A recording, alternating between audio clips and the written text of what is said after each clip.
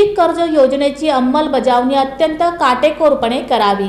बळीराजाला कोणत्याही प्रकारचा त्रास होता कामा नये अशा सूचना जिल्हाधिकारी कुमार आशीर्वाद यांनी सर्व बँकांना दिल्या आहेत। जिल्हाधिकारी कार्यालयाच्या सभागृहात आयोजित जिल्हा अग्रणी कार्यकारी समितीच्या सप्टेंबर अखेरच्या आढावा बैठकीत जिल्हाधिकाऱ्यांनी मार्गदर्शन केलं। ते म्हणाले की बँकांनी पीक कर्ज पुरवठा करताना अधिक सकारात्मक दृष्टिकोन ठेवावा। खरीप आणि रब्बी हंगामात बँकांना बँक निहाय दिलेली पीक कर्ज वाटपाचं उद्दिष्ट 100% पूर्ण झालं पाहिजे। तसंच पीक कर्ज वाटपाची शिबिरे घेऊन उद्दिष्ट पूर्तता करावी अशा सूचनाही जिल्हाधिकारी यावेळी दिल्या।